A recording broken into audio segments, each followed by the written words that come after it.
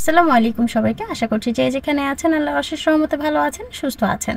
চলে এলাম আবার একটি রেসিপি শেয়ার করার জন্য। আজ আপনাদের সাথে ছোট মূলা দিয়ে দেশি পুঁটি মাছ রান্না করে একটি রেসিপি শেয়ার করব। তো চলুন দেখে নিই। আমি এখানে কিছু দেশি পুঁটি মাছ কেটে ধুয়ে পরিষ্কার করে নিয়েছি ছোট ছোট কিছু মূলা, এগুলো শাকের সাথে পাওয়া যায়। এগুলোকে আমি ভালো করে কেটে ধুয়ে পরিষ্কার করে নিয়েছি পেঁয়াজ কুচি এবং মরিচ ফালি।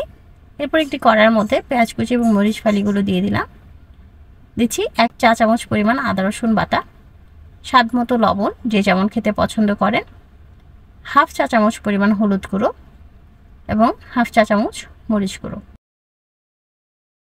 এরপর এর মধ্যে আমি কেটে রাখা মূলাগুলোকে দিয়ে দিচ্ছি, সেই সাথে পরিমাণ মতো তেল দিয়ে দিচ্ছি। এখন এগুলোকে খুব ভালো করে মেখে নিতে হবে।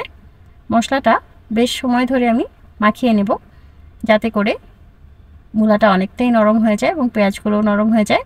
এতে করে রান্নাতে কম সময় লাগবে এবং খেতেও বেশ ভালো লাগবে। তাই আমি খুব ভালো করে এগুলোকে একসাথে মাখিয়ে নিচ্ছি। মশলাটা ভালো করে মাখানো হয়ে গেলে এর মধ্যে আমি এক এক করে পুঁটি মাছগুলো দিয়ে দিচ্ছি। মাছগুলো দিয়ে আর মাখানোর প্রয়োজন নেই, কারণ যেহেতু এগুলো ছোট মাছ, এগুলো মাখলে এগুলো থেকে কাঁটা বের হয়ে যেতে পারে। তো আমি এইভাবে করে আলতোভাবে সবগুলো মাছ এক এক করে মূলাগুলোর উপরে দিয়ে দিচ্ছি।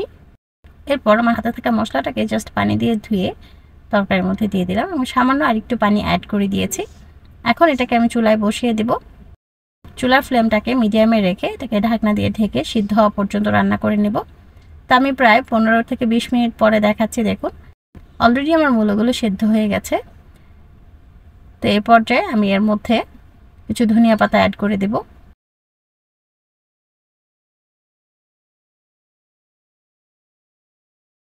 ধনিয়া পাতাটা দিয়ে আলতোভাবে একটু মিশিয়ে দিচ্ছি। দেখতেই পেলেন আমি পুরো তরকারিটাকে কিন্তু কোনো নাড়া দেইনি, মাঝে মাঝে একটু কড়াইটাকে আপনারা ঝাঁকিয়ে দিতে পারেন, এতে করে মাছগুলো একদম আস্ত থাকবে। তো আমার রান্না রেডি। দেখুন তরকারিটা দেখতে কতটা সুন্দর হয়েছে এবং এই তরকারিটা খেতেও বেশ ভালো লাগে। আমার তো ভালো লাগে। আপনাদের কার কেমন লাগলো অবশ্যই আমাকে কমেন্ট করে জানাবেন। ভিডিওটি ভালো লাগলে লাইক কমেন্ট শেয়ার করে পাশে থাকবেন। আমার চ্যানেলটিকে সাবস্ক্রাইব করে পাশে থাকা বেল বাটনটি ক্লিক করে দিবেন নতুন নতুন ভিডিওর আপডেট পাওয়ার জন্য। সেই সাথে আমার ফেসবুক পেজটিকেও ফলো করে রাখতে পারেন। পেজের নাম এবং লিঙ্ক আপনারা ডেসক্রিপশনে পেয়ে যাবেন। আজ তাহলে এ পর্যন্তই। আবারও দেখা হবে নতুন কোনো রেসিপি নিয়ে নতুন কোনো ভিডিওতে। সে পর্যন্ত সবাই ভালো থাকবেন, সুস্থ থাকবেন। আল্লাহ হাফেজ।